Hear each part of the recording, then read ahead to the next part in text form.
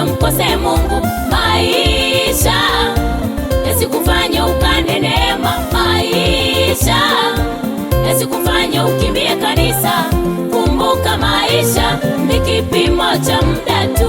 Maisha yasikufanye mkose Mungu. Maisha yasikufanye ukane neema. Maisha yasikufanye ukimbie kanisa. Kumbuka maisha ni kipimo cha muda tu. Maisha yasikufanye mkose Mungu. Maisha yasikufanye ukane neema. Maisha yasikufanye ukimbie kanisa. Kumbuka maisha ni kipimo cha muda tu.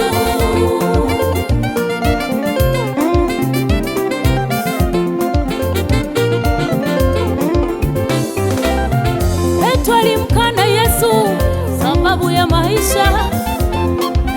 Maisha, maisha, maisha, maisha, maisha, maisha.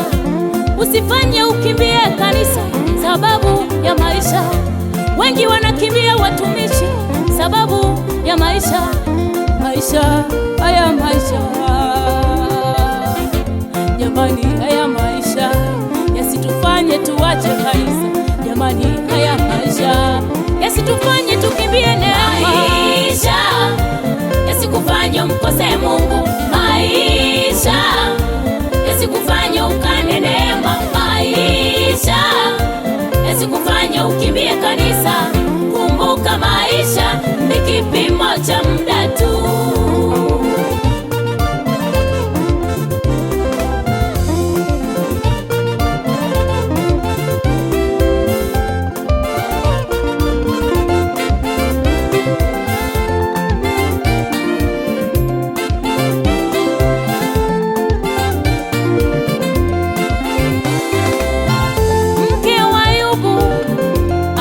Mshawishi mumewe akamwambia mume wake, kufuru mume wangu. Ilikuwa ni tatizo ni nini? Tatizo ni maisha. Maisha, maisha yasitufanye tumkose Mungu. Maisha, maisha yasitufanye tumkose Mungu. Yona alikimbilia Tarishishi, akajua ndio kupona kwake, akajua ndio kuepuka uso wa Mungu, akajua ndio kukimbia kanisa. Kumbuka maisha ni kipimo cha muda tu. Maisha yasikufanye mkose Mungu. Maisha yasikufanye ukane neema. Maisha yasikufanye ukimbie kanisa. Kumbuka maisha ni kipimo cha muda tu.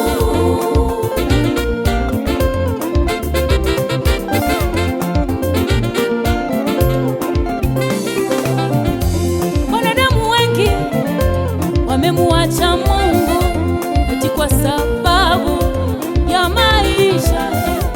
Wengine wamekimbia kanisa. Mama, wengine wamekimbia kanisa. Baba, maisha, maisha. Kuna wengine maisha magumu, wanaacha kanisa. Wanapita kwenye vikazo vya muda, wanaacha kanisa, wanakimbia kanisa. Maisha, maisha, maisha yasikufanye ukimbie kanisa. Maisha yasikufanye uikane neema. Maisha yasikufanye mkose Mungu. Maisha yasikufanye ukane neema. Maisha yasikufanye ukimbie kanisa. Kumbuka maisha ni kipimo cha muda tu.